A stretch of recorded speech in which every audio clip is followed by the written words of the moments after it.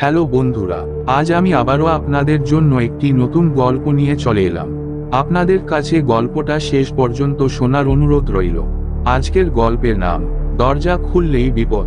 চলুন এবার গল্প শুরু করা যাক। গল্প গ্রাম ধোবলপুর। প্রাকৃতিক সৌন্দর্যে ঘেরা এই গ্রামটি দেখতে শান্ত নিরিবিলি, তবে এখানেই রয়েছে এক রহস্যময় ভাঙাচোরা বাড়ি, ঠাকুর বাড়ি। গ্রামের সবাই বিশ্বাস করে ওই বাড়ির মহাগুরু দরজা কখনোই খোলা উচিত নয়, কারণ একবার দরজা খুললে কেউ আর ফিরে আসে না। কান্নার শব্দ, ফিসফিসানি আর অদ্ভুত টোকা দেওয়ার আওয়াজ শোনা যায় রাতে। এই গল্পের কেন্দ্রীয় চরিত্র ঘোষবাবু। শহুরে এই লোকটি যুক্তিবাদী, ভূতপ্রেতে বিশ্বাস করেন না, তবে গ্রামে এসে এমন কিছু ঘটনার মুখোমুখি হন যা তার বিশ্বাসে চির ধরায়। ঘোষবাবু মায়ের অসুস্থতার কারণে ধবলপুরে এসেছেন। রাতে নিজের ঘরে ঘুমানোর সময় হঠাৎ শুনতে পেলেন দরজায় টক টক টক শব্দ। প্রথমে ভেবেছিলেন হয়তো বাতাসে দরজা নড়ছে, কিন্তু স্পষ্টভাবে শুনলেন কেউ দরজায় 3 বার টোকা দিচ্ছে। তিনি দরজার কাছে গিয়ে জিজ্ঞাসা করলেন, কে ওখানে? কোনো উত্তর নেই, কিন্তু কিছুক্ষণ পর মেয়ের মৃদু গলায় একটা আওয়াজ এলো, দাদা, জল দাও, দরজা খোল, খুব তেষ্টা পেয়েছে। ঘোষবাবু জানালার ফাঁক দিয়ে তাকিয়ে দেখলেন কেউ নেই। তিনি ভয় পেলেন না, বরং ভাবলেন কেউ হয়তো মজা করছে। পরদিন সকালে ঘোষবাবু জানতে পারলেন কৃষ্ণ মণ্ডল নামে একজন গ্রামের লোক গত রাতে নিখোঁজ হয়েছে। সবাই বলছে কৃষ্ণকে নাকি শেষবার ঠাকুর বাড়ির সামনে দেখা গিয়েছিল।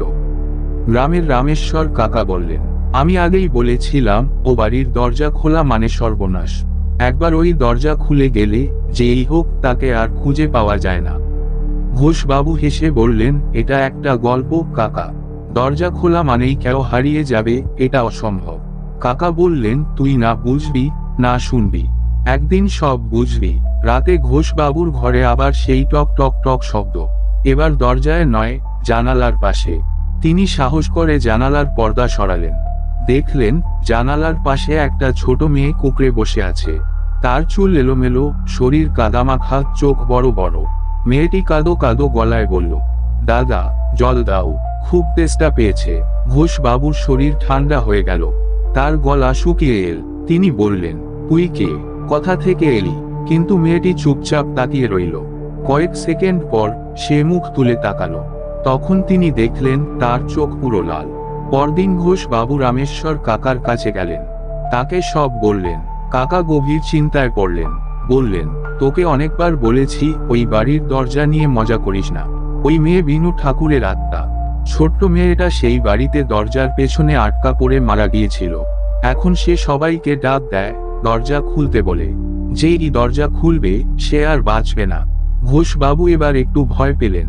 তিনি বুঝতে পারলেন ব্যাপারটা সত্যি হতে পারে, তবে তিনি নিজের যুক্তিবাদী মনকে প্রবোধ দিলেন, আমার মস্তিষ্ক খেলছে, ভূত বলে কিছু নেই। রাত নামলো, এবার আবার সেই টক টক টক শব্দ, তবে এবার দরজা নয়, বিছানার একদম কাছে শব্দ হলো। তন্দ্রার ঘরে তিনি শুনলেন, দাদা, জল দাও, দরজা খোল। তিনি আতঙ্কিত হয়ে উঠে বসলেন। এবার আর মেয়েটি জানালার বাইরে নয়, তার ঘরের কোনায় দাঁড়িয়ে আছে। ঘোষবাবু চিৎকার করতে গেলেন, কিন্তু গলা দিয়ে কোনো শব্দ বের হলো না। ঘরের বাতি বন্ধ হয়ে গেল, চারপাশে ঘুটঘুটে অন্ধকার। শীতল বাতাসের ঝাপটা এসে লাগলো তার মুখে। ঘরের দরজাটি আপনা থেকেই খুলে গেল। হঠাৎ সেই মেয়েটি ধীরে ধীরে এগিয়ে এসে বলল, আজ আমি মুক্ত হব, তুই আমার মুক্তি দিলি। এরপর মেয়েটি ধোঁয়ায় রূপান্তরিত হয়ে ঘোষবাবুর মুখে ঢুকে যেতে লাগলো। তার চোখে অন্ধকার নেমে এলো। পরদিন সকালে গ্রামবাসীরা ঠাকুরবাড়ির সামনে ঘোষবাবুর বাঁকা, অদ্ভুতভাবে পেঁচানো দেহ পড়ে থাকতে দেখল। তার মুখ অস্বাভাবিকভাবে খোলা, চোখ দুটোও খোলা, কিন্তু দৃষ্টি একেবারে শূন্য। গ্রামের পুরোহিত বললেন, আরেকজন দরজা খুলল। আমি বলেছিলাম দরজা খুললেই বিপদ। পুরো গ্রামে ছড়িয়ে পড়ল গুজব। লোকে বলল, বিনু এবার মুক্তি পেয়েছে, কিন্তু এখন নতুন কেউ ওর জায়গা নেবে। অজানাকে অবহেলা করা উচিত নয়। অন্ধ যুক্তিবাদ সবসময় জীবনের রহস্যকে ব্যাখ্যা করতে পারে না। কিছু রহস্যকে স্পর্শ করা মানে বিপদকে আমন্ত্রণ জানানো। মানুষ যখন অজ্ঞাত কিছুকে অবজ্ঞা করে, তখন বিপদ ঘনিয়ে আসে। গল্পের মূল প্রতীক দরজা।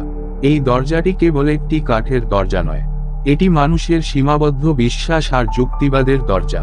ঘোষবাবু যুক্তিবাদী হলেও এই অদৃশ্য দরজা তাকে ভেঙে ফেলে।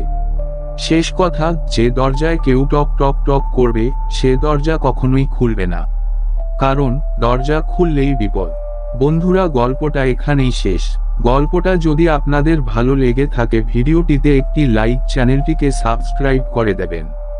আজকের মতো বিদায় বন্ধুরা, আবারও দেখা হবে নতুন কোন টপিক ও গল্প নিয়ে।